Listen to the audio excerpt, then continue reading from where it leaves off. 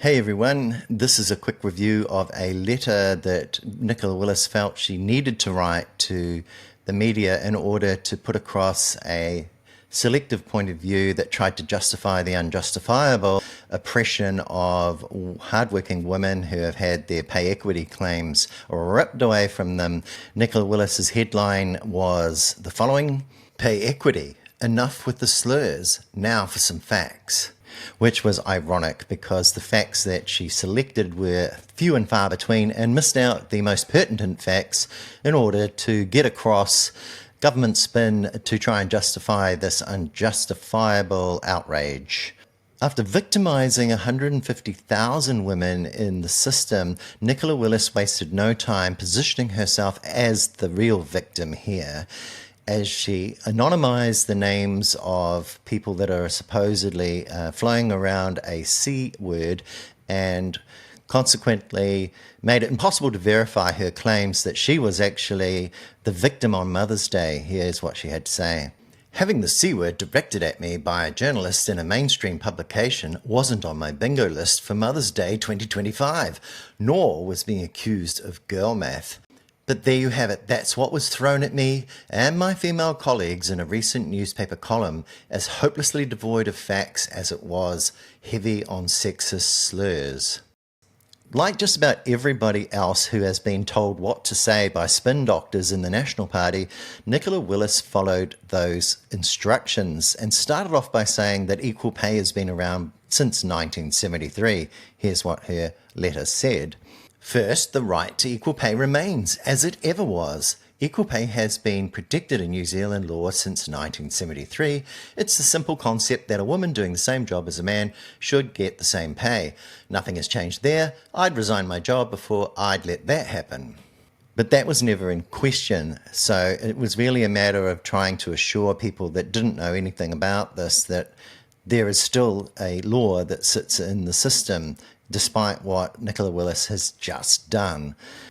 Then Nicola Willis tried to use a kind of a scattergun approach by throwing in the concept of existing settlements. So those are claims that have actually already passed through the system.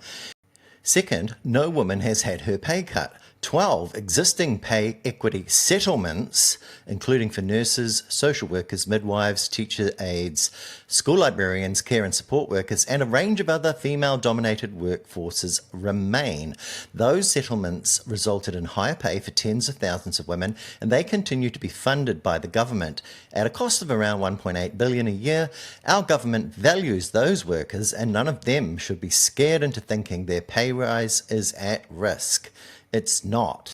So the settlements that have already been done, they're not touching those. They're not going back in time and saying, look, you guys who were fortunate enough to actually have fair and reasonable and workable claims settled using the system that Labor put in, you're not going to be touched. And so the public, who have given no indication that that was what they thought, suddenly needed to be told by Nicola Willis that this isn't the case, and in case there was any confusion, but probably adding confusion by just throwing settlements into the mix, hoping that settlements and claims won't be distinguished by some people. Then Nicola Willis threw in the fact that there will be some claims that still make it through the much, much tighter and harder to satisfy thresholds that have been arbitrarily decided by the ACT Party and the National Party without any evidence, study, research, just the kind of finger in the air. We think it's just arbitrarily blown out. We think it's unaffordable. We think it's not workable because we're greedy. We don't want to give women what they're worth. We want to downgrade them. So therefore, look, instead of a huge number of claims being settled, like 33 of them, maybe only a few will get through now. So look, some will still get through, therefore it's all okay. Third, additional pay equity settlements for further workforces are expected under the government's improved pay equity regime. In fact, the government is so certain that there will be future pay equity settlements that we have set aside large amounts of funding for them in the budget. We fully expect other women-dominated workforces to be getting pay equity-driven pay rises in future. That's the reasoning, and that's the kind of logic she hoped, I believe, that you wouldn't actually think about kind of passing it off as if nothing's really changed here. Then what did Nicola Willis move on to try and achieve? So why all the vitriol? It's clear people are choosing to weaponize the concept of pay equity by conflating it with all number of other issues, including those that should be dealt with through standard pay negotiations. Why all the vitriol towards me, Nicola Willis, who has done nothing, as you see, other than kind of select a few points here in order to step around the real issues yet again? And why the vitriol when all that the other people that criticize me are doing is conflating things? But it's actually Nicola Willis and her team that are conflating things. They're conflating comprehensive evaluation, 14-factor matrix considerations of skills, of factors involved in all of these jobs, and conflating that comprehensiveness with complexity. Oh, it's all just too complex. It's not something that someone at a senior level can actually understand because it's got, numbers involved in it, and it's got rows and columns, and it would be impossible to do some basic maths, because, wow, it's just too hard. You can't separate out things that are well known, like inflation and how it applies to each industry or each sector. That would just be impossible. But in actual fact, it is very easy and very probable and easy to do, and this is all just a convenient set of lies that are really being spun here in order to make it seem as if the conflation was actually on the part of the opposition or the women in those pay equity claims and their unions, when it's actually the government that's doing the conflating. So once again, this is gaslighting from Nicola Willis in Stuff Today, absolutely throwing back on people what it is that she is doing, projecting it back onto them. Then she spoke down to the public, suggesting that they might be a bit thick, saying it was a little bit tricky, to compare components of a job at a lower level, like the skills and the demands physically and all of the emotions and stress or the responsibilities of that job to serve the public, for example. The tricky bit is how to define in law what jobs are of equal value and how we work out which aspects of pay are down to sex discrimination and what are the result of other market-based factors. That would all just be a bit tricky, you wouldn't really be able to do that very easily across industries. No, which is actually what pay equity is. It's not like equal pay from a similar employer or within a sector necessarily, but that is what this government is trying to do in order to narrow the scope, to choke out those big equity claims and really oppress women, and then just gaslight anyone that objects and say, no, you don't understand. Look, this is simpler, this is more workable, this is sustainable now. It's sustainable because it costs less. It's easier to ignore all of the actual fine, comprehensive evidence and just wipe it all off the table as if it was all just too difficult. In 2020, a full 3 years later, after National brought in a law, Labour finally got around to putting its own very loose regime into law. Unfortunately, like almost everything Labour got its hands on, the system got away out of whack and became completely unaffordable. Admin workers were being compared with civil engineers, social workers were being compared with detectives, and librarians were being compared with fishery officers. Multiple employers were being joined to claims, and some had dozens of very different jobs in scope. Here, Nicola Willis is trying to blame Labour for being slow to act, but now we're 18 months into her term and she hasn't done anything until now. She didn't plan it, she didn't let anyone know, she didn't consult anyone. It wasn't something she campaigned upon if it was really a big issue. But here she is trying to attack the opposition, which is, trying to deflect responsibility and accountability from her own decisions back onto somebody else. She's using the word loose, but she's not backing up why that is, and she's unable to verify that or provide any study, evidence or anything to suggest that the system is loose at all. It's really just a matter of getting enough people that don't need any evidence to believe something that they're sold to actually agree with her. And if enough people say it's true, then it must be true. And that's the kind of bollocks that we're seeing here in live play in our media, and it needs to be challenged, and we need the evidence. Like Corin Dan went after that this morning, and he found Luxon just ducking and diving and weaving, and here's Willis doing the same kind of deceptive stuff in the press again. What started as a pay equity regime has become a Trojan horse for a multi-billion-dollar grievance industry driven by public sector unions. It has departed a very long way from issues of sex discrimination. And now Nicola Willis makes up the notion, an imaginary creation in her mind, that what we've got here is a Trojan horse, something that is an attack, an invasion by people who have actually got the wrong end of the stick by using mathematics and fairness.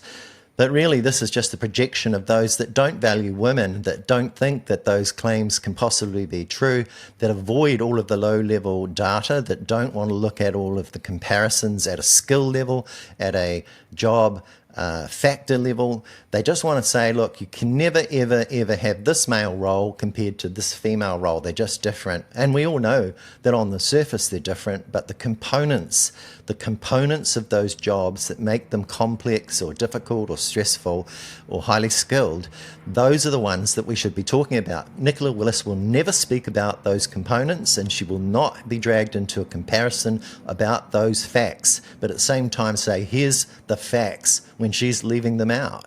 And that's the irony, that's the outrage here, that intelligent people that are being treated as if they're idiots by Nicola Willis see so clearly. And then you've got Willis claiming that what the government did last week was make it much more clear and much more obvious that, you know, where the level of sex discrimination or undervaluation lay.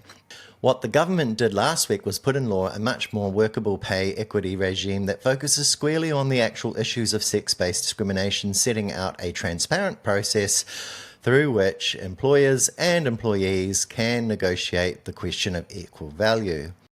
But there's nothing to verify that claim. This is really just shifting something along without any evidence that it wasn't actually 100% correct in the first place, and then suggesting now it's actually clearer and more simple.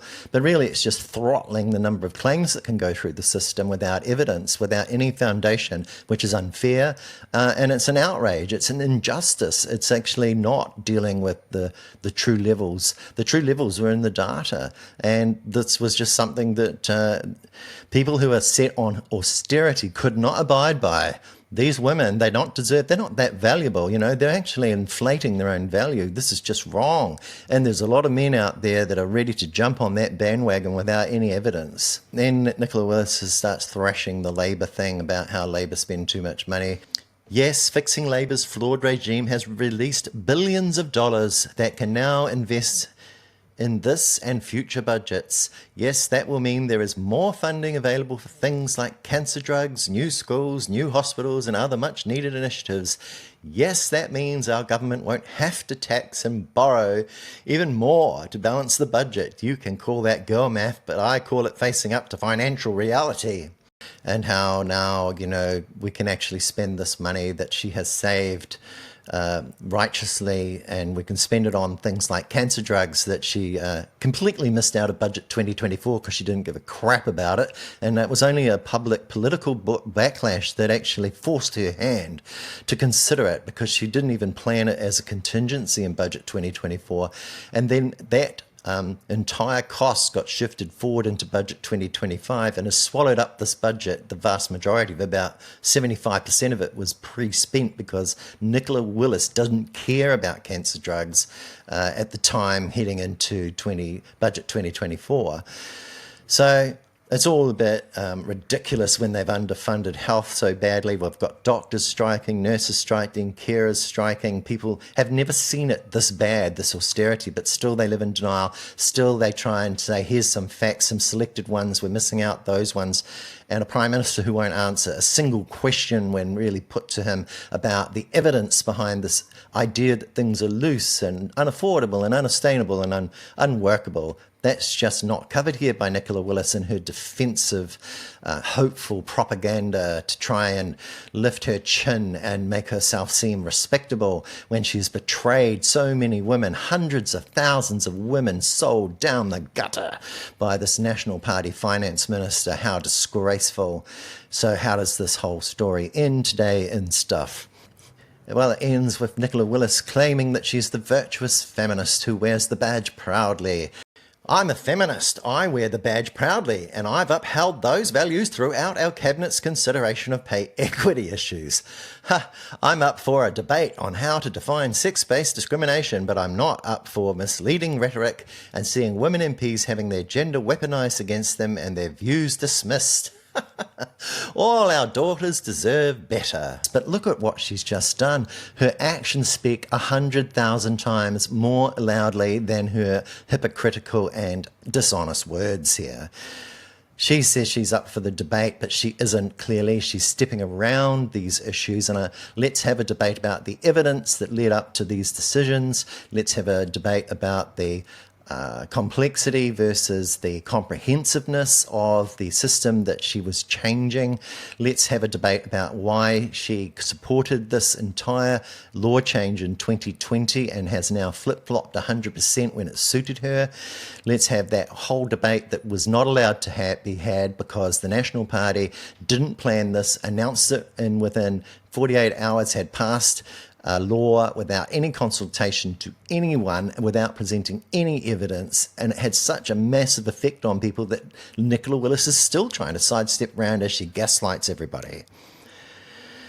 So, don't talk to us about what our daughters deserve. Don't talk to us about what our sisters, aunties and mothers deserve, Nicola Willis. We've had enough of your gaslighting. We've had enough of this hypocrisy. This is a disgrace and you guys need to get out of government as soon as possible. We've had enough of you. That's all from me for right now. So there you have it. That's Nicola Willis in her Stuff column trying to defend the indefensible, the injustice of it all. Hope you have a good day and we'll catch you all again soon.